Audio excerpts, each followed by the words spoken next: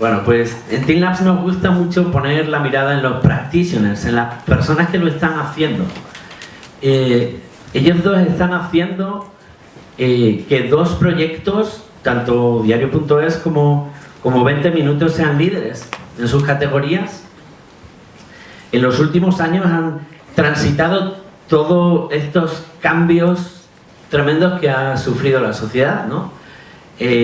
Han sabido interpretar muy bien el modelo y consiguen tener dos proyectos saludables de la importancia que tienen los dos proyectos y del impacto en la sociedad que están teniendo los dos proyectos, ¿no? Este es el principal motivo. O sea, la ansiedad de que nos contéis cómo lo estáis haciendo. El caso de Arsenio, yo creo que tienen, o sea, no necesitan mucha presentación. O sea, son muy conocidos, están extensísimos en su currículum, solamente por mencionar así alguna cosa. Bueno, pues el caso de Arsenio, más de 30 años de oficio. Yo insisto en esto del oficio, estamos en un encuentro sobre todo de oficio más que de pose. Es importante cada vez que hablamos de la tribu creativa, ¿no? Hacemos mención a lo mismo, al contenido, al oficio, más que a la parte estética. El periodismo como oficio creativo viene ejerciéndolo Arsenio desde hace más de 30 años. Junto a eso, fundando proyectos desde el diario 16 en Burgos hasta... No sé si se me oye. Sí. Gracias, Félix. Sí, bueno, yo tuve la feliz oportunidad o circunstancia de que fundé en 5 años, finales de los 80, primeros 90, 3 diarios. Un diario local, un diario popular y un diario político. El local era el diario 16 de Burgos, el popular era el diario Claro, que solo los mayores en la sala recordaréis, y el diario político era el diario El Sol. Más, refundé un diario, el diario 5 días, como soy director, diario económico, y promoví, luego no llegó a salir, un quinto diario, un diario deportivo. Ah, pues ese no lo tenía ahí. Todo en 5 años. Y además fundé una revista, un semanario, se llamaba El Globo, y trabajé además en otro semanario que se llamaba Cambio 16. ¿Te has olvidado? Todo eso en el corto periodo de 5 años. ¿Te has olvidado del esquiguía? Ah, y fundé un anuario de esquí que se llamaba Esquiguía. Tienes razón, Ignacio. Ignacio se acuerda. Tiene mucho mérito porque nunca ha esquiado. Bueno, y tiene mérito que te acuerdes tú que no solo has esquiado poco, sino que además te rompiste el hombro. Es verdad. Bueno. Sí, Félix, es decir, se dio. Eso es una suerte, ¿eh? Es una suerte en la vida que te propongan tantos proyectos en un periodo tan corto de tiempo, que digas que sí. A otros dije que no, ¿eh? Eso no los voy a mencionar. Y que salgan bien, salgan mal, aprendas cosas. Eso me ha recordado una frase que utilizo mucho, me la habrá oído Ignacio muchas veces, una frase de Kipling, que os vendrá bien en la vida: al éxito y al fracaso, esos dos impostores, tratadlos siempre con la misma indiferencia. Paralelo a esa trayectoria, además, desatrae otra pasión, ¿no? La literatura, escribe. O sea, el acto de creación sigue manteniéndolo vivo, en el caso de los dos, ¿no? Y llega año 2000 y te lanzas a una aventura disruptiva que es un periódico gratuito. Sí, en realidad yo había intentado fundar un diario gratuito en ese ciclo tan creativo que os contaba antes. En el año 92 promoví un periódico que no salió. Y hubiera sido no solo el primer diario gratuito de España, eso fue 20 minutos, sino el primer diario gratuito del mundo. Tuve casi todo, incluida una maqueta, o lo que los periodistas llamamos un monstruo. Un monstruo es un número 0 hecho completo, ¿no? Y un accionista que me dejó en la estacada un mes antes de salir. Entonces, ese es el antecedente remoto de 20 minutos. Cosa extraña. Era el año 92. El año 93 nace en Estocolmo, el que luego fue el primer diario gratuito de la historia, Metro Estocolmo. Y el año 99, estando yo en el país, yo luego, después de todo ese periodo tan creativo que os decía, sentí un poco cabeza y volví al Grupo Prisa, donde había estado trabajando mucho antes. Y el año 99 yo era su director del país y me llamó un viejo amigo y colega, José Antonio Martínez Soler, y me dijo: tú tuviste un proyecto de hacer un gratuito, ¿no? Sí, hace muchos años. Tal. Y me dice: tengo dinero de gente que quiere hacer uno. Y entonces yo dejé el Grupo Prisa y me embarqué en eso, en lo que luego fue 20 Minutos, que no nació como 20 Minutos, nació con otra cabecera. Los promotores del proyecto, los que tenían el dinero, que me había dicho José Antonio, eran un grupo de inversores en torno a unos anuarios telefónicos que se llamaban las guías QDQ. ¿Os suena? Bueno, pues en las guías QDQ había 6 cajas de ahorro de accionistas y al frente del grupo estaba una mujer muy emprendedora que había sido la presidenta de las páginas amarillas de Telefónica. Para los más jóvenes, hubo un tiempo en este país donde todo estaba regulado y todo era monopolístico, incluidos los anuarios de guías telefónicas. Solo lo podía hacer Telefónica, hasta que se liberalizó esto. Entonces la que había sido presidenta de las guías telefónicas de las páginas amarillas de Telefónica monta la competencia privada, que son las guías QDQ. Y esta mujer, que como os digo era muy emprendedora, es muy emprendedora, aunque se dedica a otras cosas, ve un día un diario gratuito en Londres, en Puerto, no sé dónde, ¿no? Y entonces llama a José Antonio Martínez Soler, amigo suyo, y le dice: oye, ¿por qué no hacemos algo parecido en España, ¿no? Y José Antonio me llama a mí y dice: yo sé quién sabe hacer eso porque estuvo a punto de hacerlo, ¿no? Así nace 20 Minutos.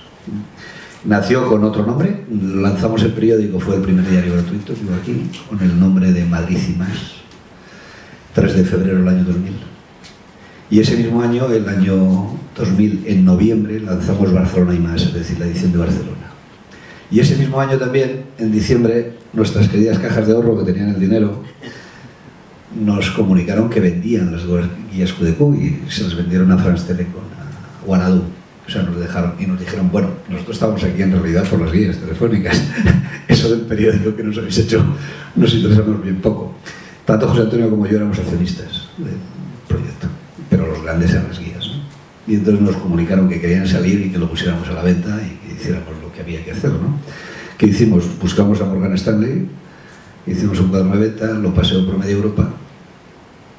Tuvimos 3 finalistas que intentando comprar el periódico y al final se lo vendimos a una multinacional noruega que sigue siendo la propietaria del periódico y que lo primero que hizo fue atarnos a los 2 fundadores, es decir, en el contrato de venta, que era una venta además en 2 fases. Vendimos el año 2001 el 65% de lo que teníamos cada accionista, con un derecho al 100% por parte del comprador 3 años después. Y no contento con eso, nos metió una cláusula por la cual no nos podíamos ir los fundadores. O sea, nos teníamos que quedar obligatoriamente. Si nos íbamos, teníamos que indemnizar al comprador. Y entonces pasamos de ser accionistas a empleados, pero fue bien, porque la verdad es que es un grupo, si queréis luego hablamos más pormenorizadamente de ellos. Me dieron mucho dinero en el proyecto, lanzamos de lo que teníamos 2 ediciones, cambiamos el nombre. Fueron ellos los que lo llamaron 20 Minutos porque tenían ya diarios gratuitos en otros países que los llamaban así. Es un grupo muy peculiar, para lo que conozcáis la prensa, os interese el mundo de la prensa, muy peculiar por lo siguiente. Primero, llevan 200 años en esto. O sea, no son unos constructores que han montado periódicos. 200 años. O sea, tienen un periódico en Oslo que nació en 1830, de pago, por supuesto. Son los que salen en la saga Millennium. Todos los que salen en la saga Millennium del sueco Larsen, son también nuestros, vamos a ellos. El principal periódico de derechas de Oslo es nuestro, el principal periódico de izquierdas de Oslo también es nuestro. El principal periódico de derechas de Estocolmo es nuestro. Sale en Millennium, se llama Svenska Dagbladet. El principal de izquierdas, Aftonbladet, también es nuestro. Entonces, ¿por qué os cuento eso? Gente muy respetuosa con los profesionales, con la independencia de los periodistas, con el criterio de los periodistas. Yo tengo un presidente, un noruego, que dice: yo contigo tengo 2 facultades, ponerte y quitarte. Todavía no he ejercido ninguna de las dos, porque cuando llegué yo, tú ya estabas. Si te parece, luego seguimos hablando de esa capacidad ambidiestra de moverte en el mundo de la empresa y en el mundo de la creación. Y Nacho podría estar aquí por múltiples razones. Una, pues no sé, si fuese en otra época como parte de Meteosat, ¿no? Como músico. Como parte de Meteosat podría estar participando aquí en CienSour, o como escritor también, ¿no? Con alguna novela de éxito, ¿no?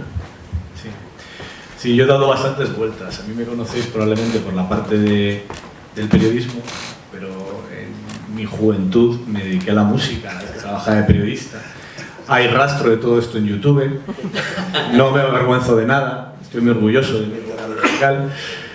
Y era algo que mi padre se metía mucho conmigo en aquella época, pero luego después disfrutamos mucho. Yo disfruté mucho, vamos, con la música.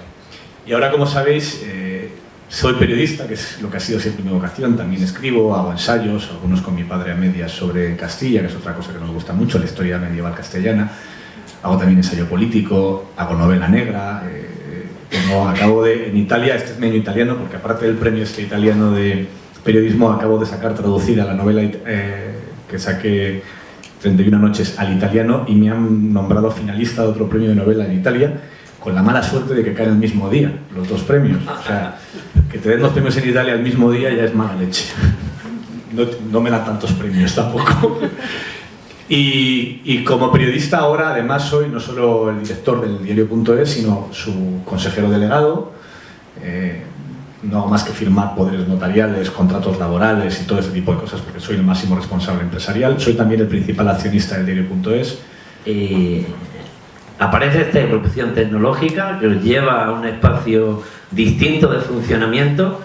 ¿Y cómo empezáis a interpretar las reglas del juego para hacer que el proyecto se sostenga, cuando otros hemos ido viendo cómo caían, ¿no? Claro, yo creo que la clave es la tecnología, ¿no? En mi caso, en el año 2002, 2003, 2001, yo era un joven redactor de tecnología e internet en los informativos de Telecinco. Trabajaba en Telecinco, hacía una sección que a lo mejor algunos acordáis, que se llamaba El Navegante, que era una sección sobre internet diaria, todas las noches, en el informativo que en aquella época presentaba Monse Domínguez en Telecinco, el que iba después de Crónicas Marcianas.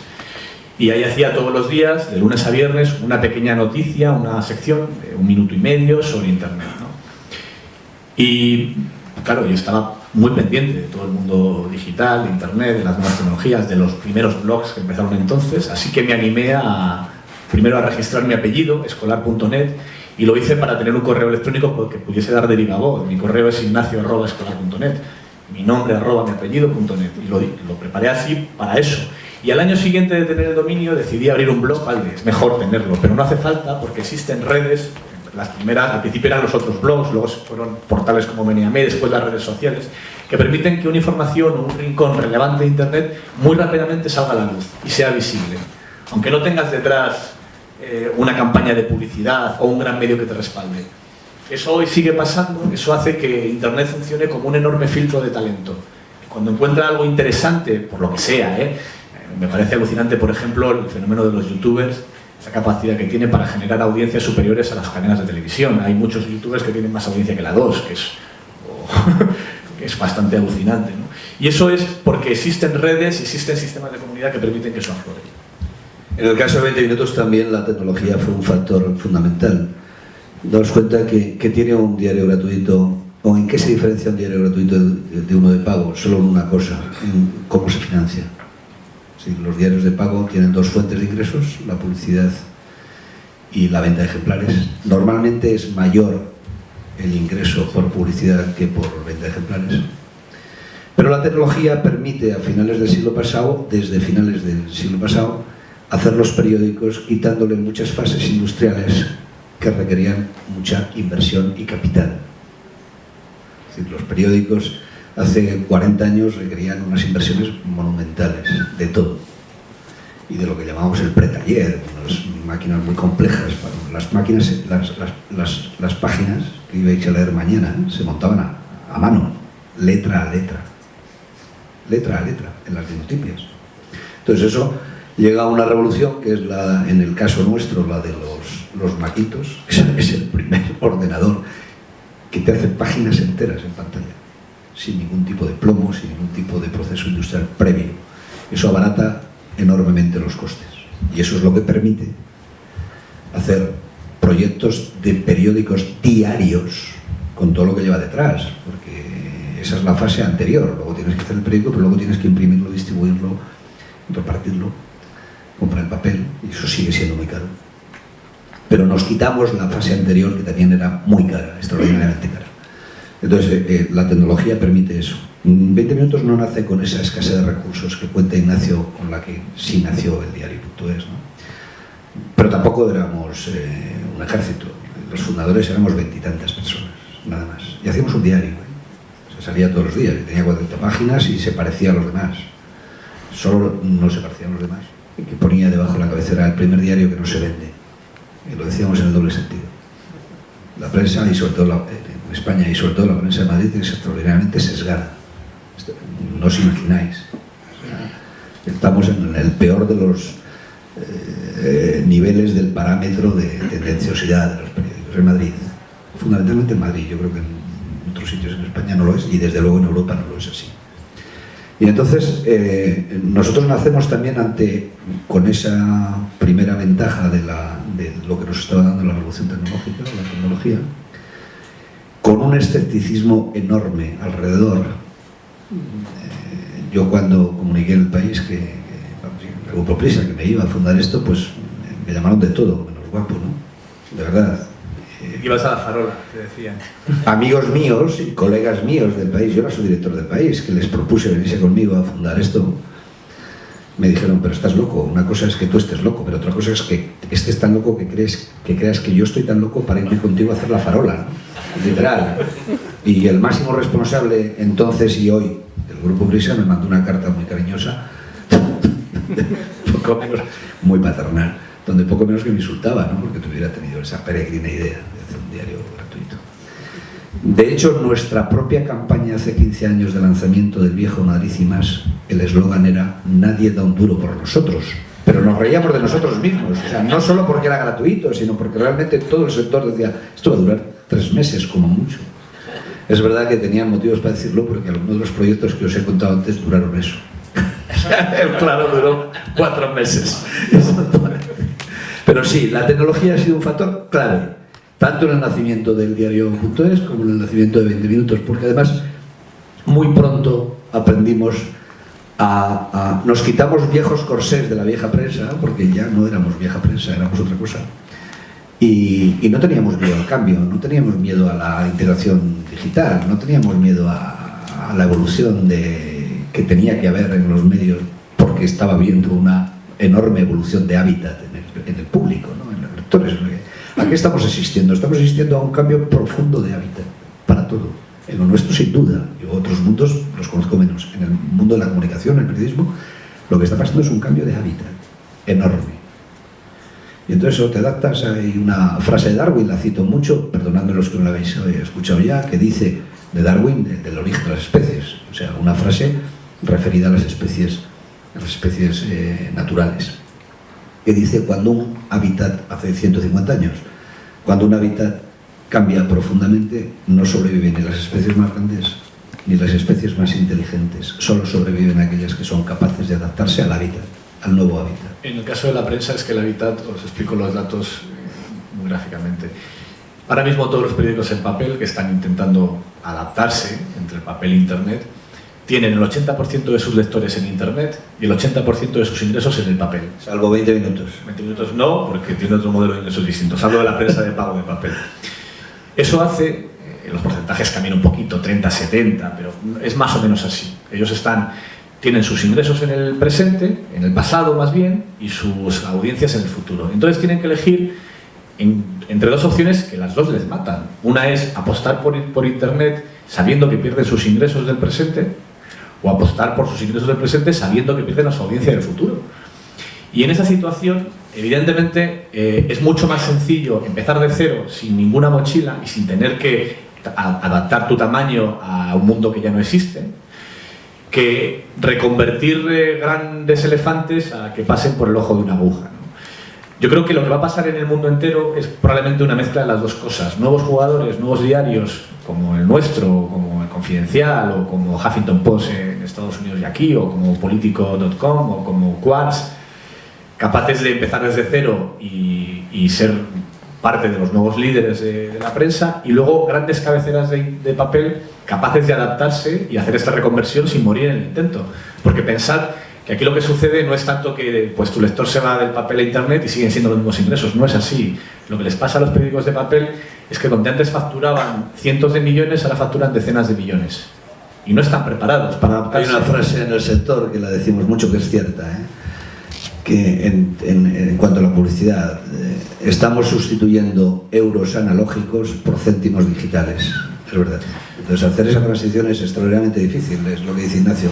Y solo algunos de los viejos dinosaurios que tenemos papel somos capaces, o creo que seremos capaces de hacerlo. ¿Por qué? Porque algunos tenemos de origen estructuras muy livianas, claro, como en el caso de 20 minutos, porque se crea ya desde el comienzo con estructuras muy livianas, no con estructuras pesadas, y porque además estamos abiertos de mente, no estamos cerrados. Yo he tenido dos grandes ventajas en mi vida, como en esa evolución de adaptación al nuevo hábitat. No la digo solo por las empresas, también por las personas, yo fundamentalmente por las personas. Es decir, hay muchos colegas de mi edad, yo tengo 58 años, hay muchos colegas de mi edad del viejo mundo del periodismo impreso que no han sido capaces de adaptarse al nuevo hábitat, se han quedado fuera del hábitat. Otros hemos sido capaces, pero no por nuestros méritos, a lo mejor también alguno hemos tenido, nuestros esfuerzos, fundamentalmente porque hemos tenido la oportunidad de que alguien nos lo facilitara. Yo he tenido una doble suerte, una, Ignacio, y mi segundo hijo, Héctor, que no se dedica. Ignacio y yo nos llevamos 18 años, nada más. O sea, le tuve con 18 años. Y entonces eso también es una ventaja. El salto generacional es mucho menor. Y su hermano, mi segundo hijo, Héctor, lo tuve con 20. O sea, yo ya veis que todo lo que... Yo hice lo de la Biblia, todo lo que hagas de hacer, hazlo pronto. Héctor, mi segundo hijo, no se dedica a esto, pero ha acabado dedicándose a esto, porque él es ingeniero informático y se dedica precisamente, tiene una empresa, también es un emprendedor, una empresa que nació, dos socios y medio, porque Ignacio también es socio. A mí no me han dejado participar ninguno de ellos, ni Ignacio en su proyecto, ni Héctor en el suyo, ninguno de los dos.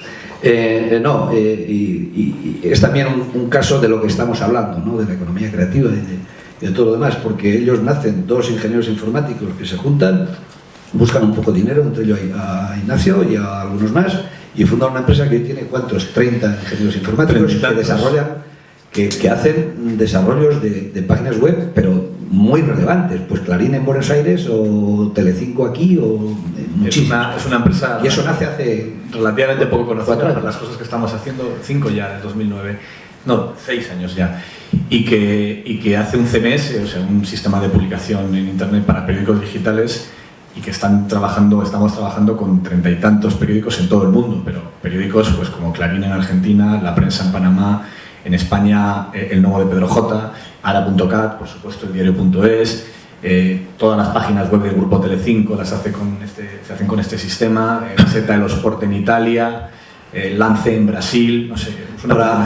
Es que no os acabo de contar, decía, los que hemos sido capaces de hacer esa transformación al nuevo hábitat, pues yo he sido muy afortunado por lo que os decía, mis hijos y mi redacción, 20 minutos. O sea, yo tengo 30 años más que la edad media de la redacción. Entonces ahí no encuentras resistencias. Cuando tienes que hacer esta transformación que necesitas para el medio y para ti mismo, lo haces de una manera natural. Mis redactores, los periodistas de 20 minutos, pues son nativos digitales. Aunque el medio era impreso al comienzo, pues somos nativos digitales. Os contaba antes, Ignacio, para que tengáis un poco el panorama, ¿no? 20 minutos, papel, es el segundo diario más leído en España.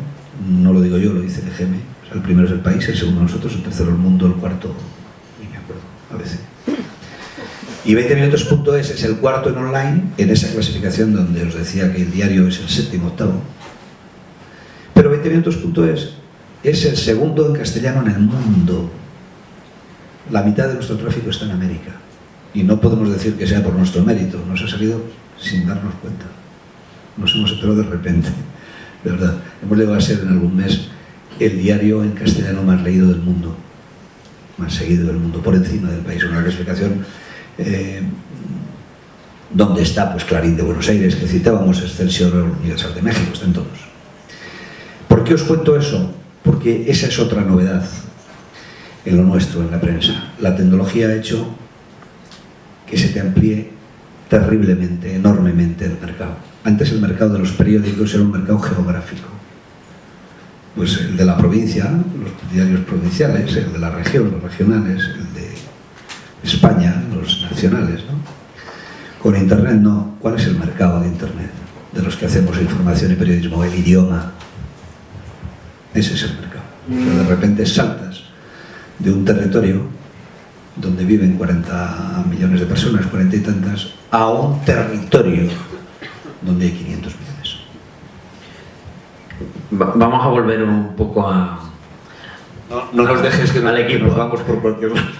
No, interesante, pero has pasado de puntillas por el talento creativo que componen vuestras organizaciones, ¿no? y la función que vosotros tenéis, ¿no? como líderes bien entendidos, con autoridad moral sobre esos equipos y en esa transición que habéis hecho en estos años donde hemos visto que otros medios que habían surgido y que tenían muy buena pinta, ¿no? Soy Tú, por ejemplo. ¿Cuáles han sido vuestras claves de liderazgo de ese talento creativo? A mí, siguiendo con una cosa de las que contaba Juan, del espacio físico y la manera de organizarse en los espacios, en el diario.es una de las cosas es que yo trabajo en mitad de la redacción, no tengo un despacho. Estoy sentado enfrente del portadista, trabajando en la misma mesa con todo el resto de los periodistas.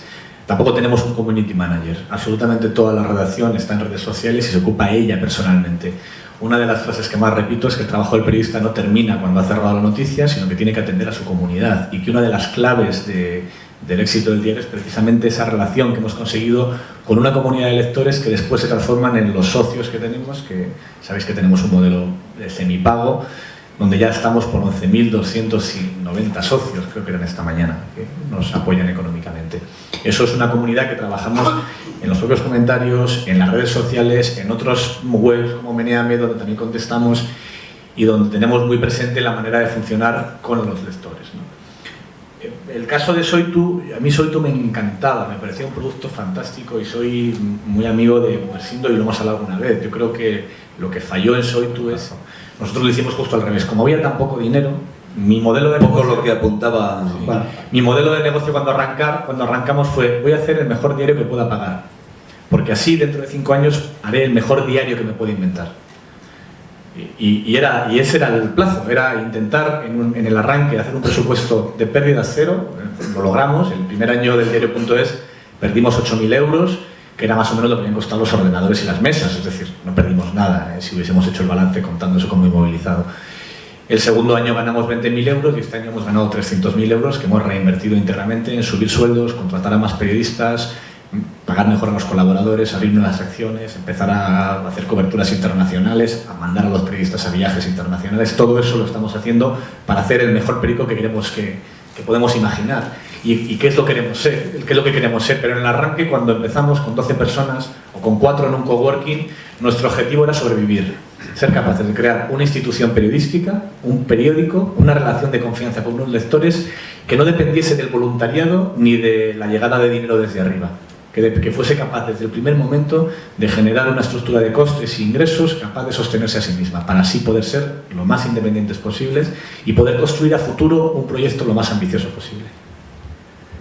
En el caso de 20 minutos también hubo un componente muy importante. Bueno, es un paso de innovación y de creatividad lanzar un diario que es el primero, que es gratuito, pero es que se nos llevó a muchas otras cosas más también de pura creatividad. Por ejemplo, haces un periódico gratuito que vas a repartir en la calle, que no tienes que hacer nada que provoque sospechas de qué hay detrás, quién paga esto. Entonces, ¿qué tienes que hacer? Un diario, como os apuntaba antes, radicalmente independiente. No os decía, nuestros repartidores reparten con la izquierda y con la derecha en mano, lo decía por esto. O sea, nosotros le decimos mucho a los redactores, tienes derecho a pensar lo que quieras, a votar lo que quieras, y el lector a no saberlo por cómo titulas, por cómo valoras o por cómo no sé qué. Y en los temas polémicos, por favor, las dos posiciones. Fíjate que en eso, en nuestro caso no es así. Nosotros somos un periódico muy ideológico, pero con un matiz. Yo creo que es legítima la prensa que defiende unos valores, que defiende unos principios, que cree que es mejor algo que otra cosa, ¿no? Y lo defiende públicamente y de manera honesta. La prensa ideológica, no la prensa partidista, que es algo distinto. La prensa ideológica significa que tú defiendes esos principios independientemente de lo que diga el partido tal o el partido cual en determinado momento. Tú los defiendes con ellos o contra ellos, dependiendo de cómo se pongan ellos. Tú vas a mantenerte en tu misma línea. Y en el caso de los periódicos como el nuestro, o nuestro periódico, que es un periódico claramente comprometido con valores progresistas y de izquierdas, como la libertad, la igualdad, la justicia social, los derechos humanos, una serie de valores fundacionales bastante amplios y que abarcan a muchísima gente, no solo en la izquierda, pero que esa izquierda en nuestro caso está completamente fragmentada ahora mismo. No es como cuando El País estabais vosotros, que había un enorme PSOE y un poquito de Izquierda Unida. Nosotros estamos ahora dando información a lectores que probablemente son votos que nosotros mismos hemos hecho. Y cada 2 por 3 tenemos incendios porque unos nos dicen que somos de Podemos, otros nos dicen que somos del PSOE. De vez en cuando sale alguno que dice que somos de Ciudadanos, por la novedad de ahora. Menos. Del PP no nos dice nadie, eso sí, es una ventaja. Y es complicado porque hay muchos lectores que determinadas informaciones, pues no sé, hemos tenido incendios recientemente cuando publicamos informaciones sobre todo lo que pasó con Monedero, informaciones y opiniones, algunas de ellas muy duras. Y mucha gente no lo entendía diciendo, ¿cómo vosotros? Bueno, nosotros nunca vamos a ser un periódico de partido. Y si estamos en contra de que se tribute a través de empresas, pues lo estaremos independientemente de quién sea el protagonista de esa información. Se llame Monedero, o se llame Jaume Matas, o se llame... ¿Quién fue el que dijo que estaba optimizando sus impuestos a través de Piqué? Josep Piqué, que en su momento tuvo un escándalo similar y contó que es que él estaba optimizando los impuestos. Y a eso me refiero con defender unas ideas y no unos partidos, ¿no? Nosotros... Y no, un añadido, tienes razón, es decir, es distinto los periódicos partidistas que los periodísticos con principios, es distinto. Igual que es distinto, a lo mejor no me he explicado bien, ser independiente o ser neutral. Claro. Es independiente, pero no es neutral, ¿eh? Tiene principios. Y en eso de los periódicos de partido, en España tenemos un problema muy serio cuya denuncia mi padre y yo compartimos desde hace mucho, que es el uso de la publicidad institucional. Como sabéis, uno de los principales anunciantes en España, ahora mismo con la crisis de la publicidad en general, casi el primero, es el Estado. El Estado en administraciones locales, autonómicas y generales. En el planeta civilizado, en el resto del mundo, en Europa, a lo mejor en Bulgaria no, que sabéis que allí tenemos algunos problemas de libertad de prensa, pero en el resto de la Europa continental y en el Reino Unido y por supuesto en Estados Unidos, el reparto de esa publicidad es bastante transparente, se sabe exactamente con qué criterios se hace y cuando el equivalente a la DGT de Francia tiene que anunciar una campaña para que te pongas el cinturón, que además es una campaña que debe hacer porque claramente sirve para salvar vidas y el Estado tiene la obligación de hacer determinadas campañas todos los años, cuando las hace se hace con un reparto basado en la audiencia que tenga cada medio y público. Se puede saber al final de la campaña cómo se ha repartido ese dinero, que es público, o sea que es de todos nosotros. Aquí no, aquí consiste básicamente en publicidad de pesebre o de trabuco. Doy de comer a los míos y a los que me disparan mucho para que dejen de disparar. Se está apropiando una frase mía, que lo sepáis, lo de pesebre y trabuco es suya. Y es verdaderamente lamentable porque acaba convirtiéndose en la mayor herramienta de censura que existe por parte de los poderes políticos. O sea, si eres bueno, te planifico; si no eres bueno, no te planifico. Hay 1000 casos. Cuando Zarzalejos, por ejemplo, era director de ABC y Esperanza Aguirre estaba a favor de la teoría de la conspiración del OCM, lo mató, entre otras cosas, apretando con la publicidad, la muchísima publicidad que ponía la Comunidad de Madrid en esos años y que por otra parte explica por qué Esperanza Aguirre era tan simpática y Mariano Rajoy tan tonto cuando estaba en la oposición, porque en aquella época Rajoy no manejaba publicidad institucional. Y que también explica por qué ahora Esperanza Aguirre está peor tratada en la prensa y Mariano Rajoy es tan alto y tan líder mundial, porque ahora tiene publicidad institucional. Y eso, que es un escándalo absoluto democrático, un escándalo democrático porque consiste en utilizar el dinero de todos para censurar y para manipular la opinión pública a través de la prensa, que se supone que es independiente, en España se denuncia muy poquito. Lo denuncia en su momento la patronal. No, yo soy, en los ratos que me deja libre 20 minutos, soy el presidente de la Asociación de los Pequeños y Medianos Editores de Prensa, que somos los que por sistema somos ignorados por el poder en estas cosas. Eso es lo más preocupante. O sea, que los políticos piensen que pueden utilizar dinero público a modo trabuco o a modo pesebre con la prensa para domesticarla es grave. Que además haya una parte de nuestra profesión que no se escandalice es más grave. Trabuco y pesebre, como sois los de Burgos. ¿Sabéis lo que es? No, pesebre doy de comer a los niños. Y trabuco es voy a ponerle algo a aquel que si no me pega un tiro en el editorial. Vamos a poner ahora la mirada sobre públicos, sobre vuestra relación con audiencias, con la transformación de usos y de hábitos de los distintos públicos que habéis ido teniendo en los medios en los que habéis estado tanto en estos últimos 15 años como en vuestras colaboraciones anteriores. En eso yo creo que es una de las claves también, lo contaba antes del diario, que es tratarles no como unos señores que están escuchándonos muy atentamente como estáis ahora vosotros, sino gente que puede luego preguntar, ¿no? Y en esa relación bilateral para nosotros ha sido fundamental redes sociales. El diario.es al final es un ejercicio de cómo convertir varias cuentas de Twitter con muchos seguidores, la mía y la de varios otros periodistas que estaban con nosotros, Íñigo Sanlugarte, Juan Luis Sánchez, Marilín, que tienen muchos seguidores en Twitter, cómo convertir a toda esa audiencia de Twitter en audiencia de un diario digital, ¿no? Y lo hicimos trabajando muchísimo la manera de relacionarnos con ellos y también las métricas. Si no tienes métricas sobre qué está pasando con las cosas que haces, no tienes intuición, no tienes estrategia. Y la intuición está muy bien, hay que tenerla, hay que probar cosas, pero ahora la gran diferencia entre el mundo anterior y el actual es que tenemos la capacidad de medirlo. Tenemos capacidad de medir, no de forma estimada, más o menos, qué lee el lector, que era algo que en la papel no se sabía. Hacían experimentos complicadísimos con una cámara de vídeo que se ponía en el ojo de un lector para ver cómo se fijaba, en qué sitios se fijaba en las páginas, y hacían los primeros mapas de calor con eso, con un sistema que se llamaba iTrack, que era una cámara de vídeo un poco voluminosa, daba un poco de miedo a las fotos, que estaba vigilando cómo un señor leía el periódico para ver cómo se movía su pupila, ¿no? Y así, se sigue utilizando, como novedad de usabilidad. Lo sé, pero ahora también se utiliza el ratón y estas cosas, ¿no? Pero en aquel momento eso se hacía con papel y se hacía con un señor, no podías saber todos tus lectores de hoy dónde han parado el ratón. Ahora podemos saberlo, ¿no? Cómo lo van moviendo.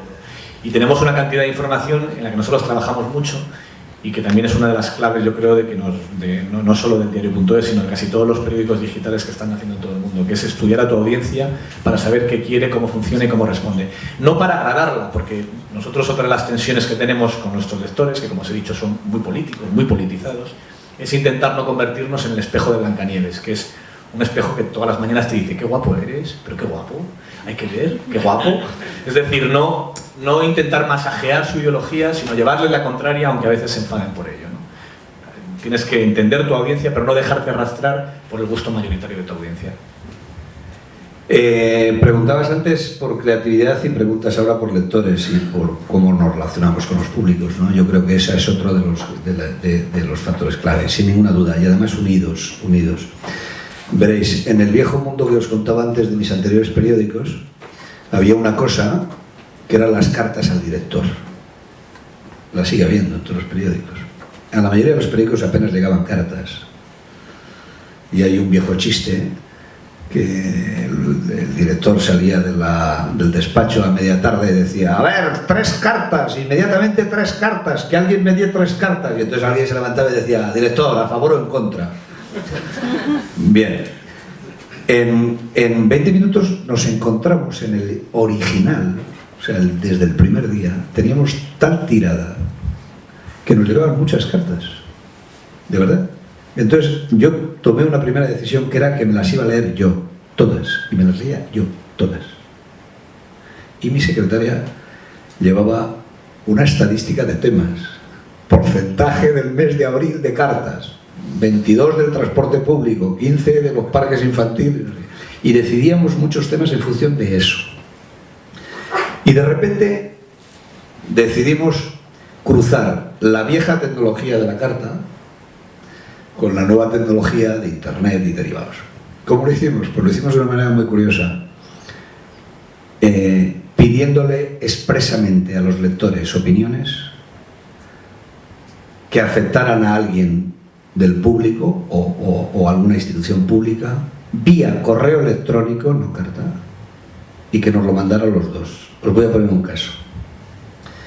El concejal de movilidad del Ayuntamiento de Madrid por aquel entonces, luego famoso, López Viejo, ¿suena? Nos dijo en una pequeña entrevista del periódico que él calculaba, había polémica en la ciudad porque había muchos coches abandonados en la calle. Coches abandonados, que eran un foco de suciedad y que además ocupaban espacio y no te dejaban tal. Y entonces él dijo que él calculaba que había 300 coches abandonados en la calle. Entonces yo metí en la propia información de esa entrevista, metí un despiece. Un despiece es una pieza aparte de la principal en un periódico impreso, donde les dije a los lectores: dile al concejal dónde hay un coche, que tú sabes que existe.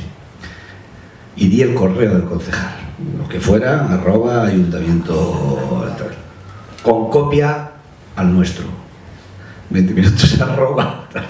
Entonces van a llegar cartas, ojo, donde decían: hay un Fiat no sé qué, de color azul, matrícula tal, exactamente en el número 38 del Paseo La Chopera, desde hace exactamente unos 5 meses. Entonces localizamos en 2 semanas 1.518 coches, con nombre y apellidos. Con nombre y apellidos. Yo cada mañana me llamaba López Viejo y me decía: Arsenio, hay otros 300 coches en mi buzón. Y yo le decía: el problema no es que estén en tu buzón, el problema es que están en el mío. Y que voy a mirar dentro de 3 meses si los has quitado. Porque el ayuntamiento tenía un servicio para que llevárselos y no se los llevaban, no hacían nada. Y entonces sacamos una serie con los barrios con más coches abandonados, las calles con más coches abandonados, los modelos que más se abandonaban, listados a un cuerpo... Periodismo de datos. A un cuerpo, periodismo de datos, una precuela del periodismo de datos. Listados, atención, que esta fue gordísima, listados con las matrículas que encontramos ayer. Y de repente aparecieron los dueños de esos coches que se los habían robado y los habían abandonado y encontraron su coche, o sea, productos derivados de esta información. ¿Qué os quiero contar con eso? Desde el comienzo, pero es que desde mucho antes de todas las facilidades que tenemos ahora, vía la revolución tecnológica, había que hacer esas cosas. ¿Por qué no se hacían? Porque no había manera de medir las respuestas y de aprovechar las respuestas. De repente teníamos una manera. Creía que ibas eso a lo decir... llamamos, ya acabo, eso lo llamamos internamente en la relación dile a alguien algo, pero dímelo a mí también. Que creía que ibas a decir que la uberización de la economía perdió una gran oportunidad por no usar todos esos 1.500 coches, ¿no? La uberización del periodismo, el sentido, la influencia de la economía colaborativa del fenómeno Uber. Eso, nosotros aplicamos la economía colaborativa, pero de una manera diferente. Estamos cooperando, como decía, en vez de compitiendo, como decía también Juan antes, con muchas otras relaciones similares a las nuestras que creen en nuestro proyecto, son colegas con los que muchas veces hemos trabajado y hemos puesto en marcha ya, creo que vamos ya por 12 ediciones autonómicas asociadas al diario.es. Cuando os decía que el diario.es tiene 40 periodistas es un dato incompleto. Tenemos 40 periodistas en Madrid. Aparte tenemos, bueno, periodistas, personas trabajando en la redacción y en la administración también, 40 personas. Pero aparte tenemos como otras 60 más trabajando en todas las autonomías. Tenemos edición en Andalucía, edición en Canarias, edición en Murcia, edición en Extremadura, en Castilla-La Mancha, en Cataluña, en Aragón, en Navarra, vamos a hacer dentro de poco la de Asturias, ya tenemos Galicia, Santander, Euskadi y, bueno, por hacerlo más corto, tenemos todas, menos Ceuta, Melilla, Baleares, La Rioja y Castilla y León. Todas las demás ya están y esas que nos faltan estarán en los próximos meses. Y en vez de lanzarlas nosotros directamente con nuestro capital, nuestro esfuerzo, lo que hacemos es buscar un proyecto similar al nuestro o crear un proyecto similar al nuestro con gente de allí, periodistas de allí. Muchos de ellos es periodistas que han trabajado antes en Público o en 20 minutos también, algunos de ellos, y que montan una empresa en la cual nosotros participamos como minoritarios. Nosotros les damos la tecnología, publican en nuestra página, les damos también la venta de publicidad nacional, les damos ingresos les abaratamos enormemente el coste de lanzamiento porque es su propio trabajo, no necesitan una inversión previa para montar todos los servidores, diseño, todo eso. Y ellos colaboran con nosotros poniendo en marcha su proyecto dentro de nuestra página. El control editorial, lo último, lo tengo yo, lo ejerzo poco porque intento buscar gente con la que me entienda, no gente con la que vaya a tener conflictos, aunque algún conflicto sí que he tenido por algunas informaciones. Y de esa manera estamos ayudando a montar un montón de pequeñas redacciones que acaban siendo parte del proyecto del diario, pero que son proyectos independientes. Y también estamos haciendo, pues por ejemplo, con Carne Cruda, con Javier Gallego, periodista que estuvo antes en Radio Nacional y en la SER, está haciendo su programa Carne Cruda ahora en el diario.es, está físicamente en nuestra redacción. Él tiene otra pequeña empresita, una productora con 2 o 3 personas trabajando con él, se financia con un sistema de socios similar al nuestro, cuya tecnología hemos puesto nosotros. La redacción es nuestra redacción, está sentado allí con nosotros, se mudará con nosotros a la nueva y estamos cooperando. En el tráfico nos lo sumamos nosotros en nuestra audiencia, pero es un producto independiente asociado a la radio, es como la radio del diario.es. Y todas estas cosas antes eran imposibles, no se podían hacer. Lo que pasa es que ahora los periódicos en Internet y los medios de comunicación en Internet ya no somos los únicos productos, los únicos que damos información a nuestra audiencia. Nuestros lectores no son solo nuestros. En la televisión dicen siempre, hacen una broma siempre diciendo que los periódicos son tus padres, la radio es tu mujer o tu marido y la televisión es tu amante. Y tú con mucha dificultad cambias de padre, con dificultad cambias de marido o de mujer y con más facilidad puedes cambiar de amante. Nosotros no somos los amigos de Facebook, los de Internet, no ya ni amantes. El nivel de fidelidad que existe en los medios digitales es muy, muy bajo y todos nuestros lectores son polígamos, están leyendo en un montón de sitios, a un montón de medios y no todo el medio completo, con lo cual tiene mucho sentido colaborar para hacer proyectos más grandes en constelaciones, me ha gustado mucho la metáfora, en vez de competir con gente con la que en realidad podías cooperar.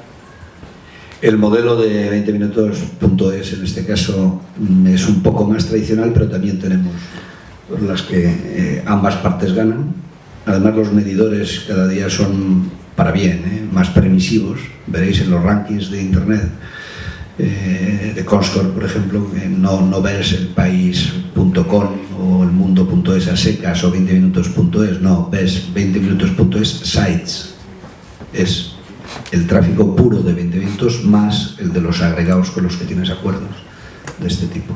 Yo creo que además son procesos de crecimiento de proyectos muy interesantes porque realmente te permiten, tú te especializas o te dedicas a lo que sea core para ti como medio de información, en el caso de 20 minutos por la información de proximidad, de cercanía y social, y lo que otros hacen mucho mejor que tú, que te lo den, aunque sea con otra marca. ¿Para qué necesito yo tener una buena sección de televisión si tengo un acuerdo con Bertele? O si tengo un acuerdo con un deportivo, ¿por qué tengo que hacer deportes? No es el caso, pero entendéis, es decir, y cada día los medios nuevos en online se van a construir más de esta manera, en mi opinión. Hemos añadido a la costelera todos estos ingredientes, ¿no, Joaquín? La intención, para los que habéis llegado un poco más tarde, es sobre el punto de partida que mostraba Juan Freire, que entendemos sobre la economía colaborativa y la economía creativa, añadir la práctica de 2 proyectos, como decía antes, muy saludables, ¿no? Por no llamarles de éxito, y con esto la siguiente parte en la que vamos a trabajar con Antonio Lafuente y Antonio Rodríguez de las Heras, pretende lanzar un nuevo texto sobre economía creativa.